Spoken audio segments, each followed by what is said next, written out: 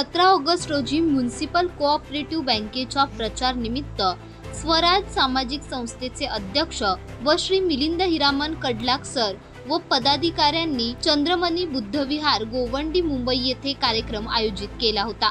त्या कार्यक्रमात स्थानिक उमेदवार म्हणून माझा सत्कार करण्यात आला आणि स्वराज्य सामाजिक संस्थेच्या वतीने आणि विभागातील इतर काही सामाजिक संघटना व गायकवाड नगर हाऊसिंग सोसायटी व इतर माध्यमातून जाहीर पाठिंबा दिला आणि उपस्थित कामगारांना आवाहन करण्यात आले की त्यांनी आपल्या नातेवाईकांना, मित्रांना आणि उपस्थित कामगारांना आवाहन करण्यात आले की त्यांनी आपल्या नातेवाईकांना, मित्रांना, ओळखीच्या लोकांना सांगून वीरप्पा अरुमुगन यांना अनुक्रमांक 3 वर बहुमताने विजयी करून 2025 ते 2030 या कालावधीकरिता निवडून द्यायचं असं उपस्थित सर्वांनी एकमताने निश्चित केले असून या बैठकीचे आयोजन श्री मिलिंद हिरामन कडलाक यांनी केले असून त्यांचे खूप खूप आभार मानण्यात आले।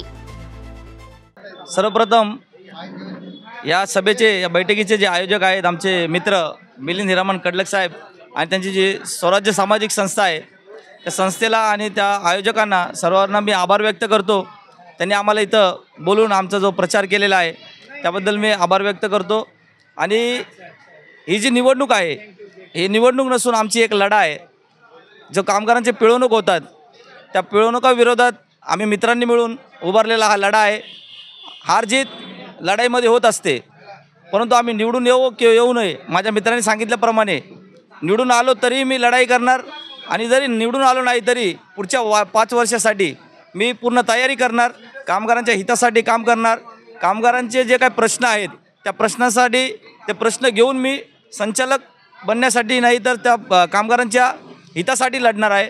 आज आमच्या बँकेमध्ये व्याजदर अधिक आहे, त्या व्याजदर अधिक असल्यामुळं कामगार हा खड्ड्यातच चाललेला आहे। अजून कर्ज घेऊन सिबिल प्रकरण आहे, जामीन रद्द करण्यासाठी असे जामीन रद्द करण्याचा प्रश्न आहे। अजून असे बरेच काही मुद्दे आहेत जे कामगारांवरती जबरदस्ती लादलेले आहेत आणि त्याच्यामुळं आमचा कामगार जो आहे चतुर्दशीने झाडू खात्यातला SW मधला जो कर्मचारी आहे तो वर येत नाही। त्याला कुठेतरी आर्थिक सक्षमीकरण करण्यासाठी जे काही उपाययोजना आहेत ते संचालक मंडळ लागू करत नाहीत। जे फक्त तुम्ही कर्ज काढा आणि पगार घ्या आणि घरी जा इथपर्यंतच ती मर्यादित असलेली आमची बँक आहे। तर असं न करता कर्मचाऱ्यांसाठी काहीतरी त्यांनी प्लान नियोजन केलं पाहिजे, इन्व्हेस्टमेंट प्लान केलं पाहिजे। त्याच्यातून त्याला 2-4 पैसे मिळाले तर तो आपल्या घराचं उदारीकरण किंवा त्याचं आर्थिक सक्षमीकरण करण्यासाठी तो एकदम मजबूत होईल। हे असे काय आमचे प्लान आहेत ते मी पूर्ण इम्प्लिमेंट करण्यासाठी मी त्या निवडणूक लढवत आहे। आणि आज जी बैठक झालेली आहे त्या बैठकीच्या माध्यमातून मी माझ्या सर्व कर्मचाऱ्यांना आवाहन करीन की येत्या 21 तारखेला जी निवडणूक होणार आहे त्यामध्ये 3 नंबर माझा अनुक्रमांक गॅस सिलेंडर वीरप्पा आरुमुगम याच्यावरती शिक्का मारून मला बहुमताने निवडून द्या अशी मी सर्वांना विनंती करीन। धन्यवाद। जय भीम।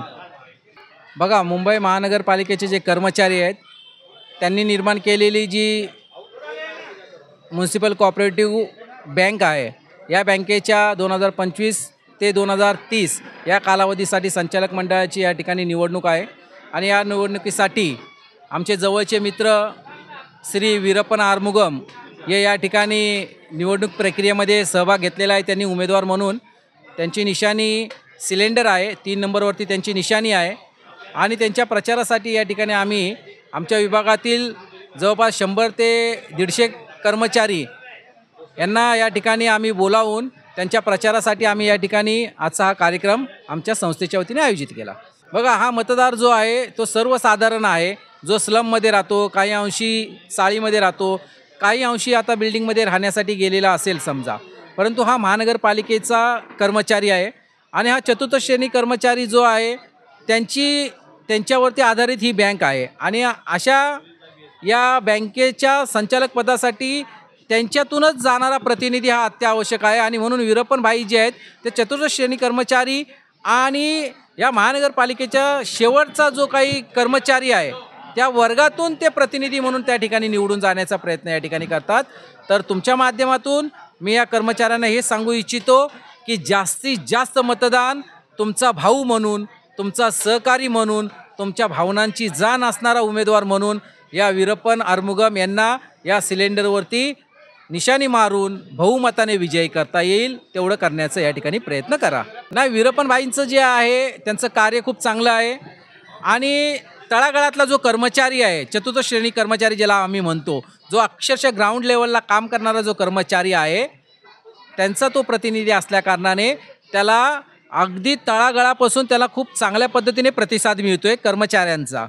आणि जवळपास हे फायनल झालेलं आहे की तो या कर्मचाऱ्यांचा प्रतिनिधी म्हणून या येणाऱ्या महानगरपालिकेच्या 2025-2030पर्यंतच्या संचालक मंडळासाठी मुख्य दावेदार आहे आणि तो निवडून जाणारच. आणि त्यामुळे त्यांना वेगवेगळ्या पद्धतीचं प्रलोभन देण्याचा प्रयत्न या ठिकाणी काही प्रस्थापित लोकांनी केला असेल, परंतु ते आमचे मित्र आहेत. तो कर्मचाऱ्याचा आवाज आहे वीरप्पनभाई म्हणजे, आणि म्हणून ते त्या अशा कोणत्याही प्रबोधन जे आहेत किंवा त्या प्रलोभ जो आहे त्याला कोणत्याही प्रकारचे बळी पडलेले नाही आहेत आणि भविष्यातही पडणार नाही. आणि म्हणून ते खूप ताकदीने या ठिकाणी त्यांचा आवाज म्हणून या ठिकाणी उमेदवार म्हणून या ठिकाणी लढतायत आणि जिंकतानाही आम्हाला दिसत आहेत.